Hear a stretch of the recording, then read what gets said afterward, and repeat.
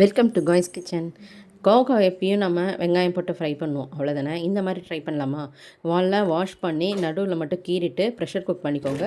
நல்லா சாஃப்ட் ஆனதுக்கப்புறம் இதுக்கு வந்து காரத்தூள், ஜீரகத்தூள், உப்பு மொத்தத்துக்கு தேவை எவ்வளவோ அதில் பாதி அதை வந்து நல்லா மிக்ஸ் பண்ணிக்கிட்டு வெந்த காய்க்குள்ளார ஃபில் பண்ணிக்கணும். வானிலையில் எவ்வளோ எண்ணெய் போடுறோமோ அதை விட ஒரு ஸ்பூன் எக்ஸ்ட்ரா போட்டுக்கிட்டு இதை போட்டு மீதி இருக்கிற உப்பு, மஞ்சத்தூள் போட்டு நல்லா கிளறிட்டு மூடி வச்சு நல்லா வதக்குங்க. அவ்வளோதாங்க. மேல் தோல் சுருங்கிடுச்சுன்னா நல்லா வதங்கிடுச்சுன்னு அர்த்தம். இதில் சாதம் போட்டு காய் சாதமாக குழந்தைங்களுக்கு கொடுக்கலாம். அந்த மாதிரி கொடுக்குறதா இருந்தால் தனியாக நெய்யில் கடுகு உளுத்தம் பருப்பு தாளித்து அந்த சாதத்தில் கொட்டிட்டுங்க, சூப்பராக இருக்கும்.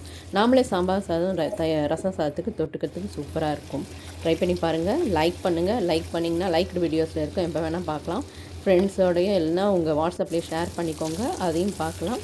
மறக்காமல் சப்ஸ்கிரைப் பண்ணிவிடுங்க. தேங்க்யூ.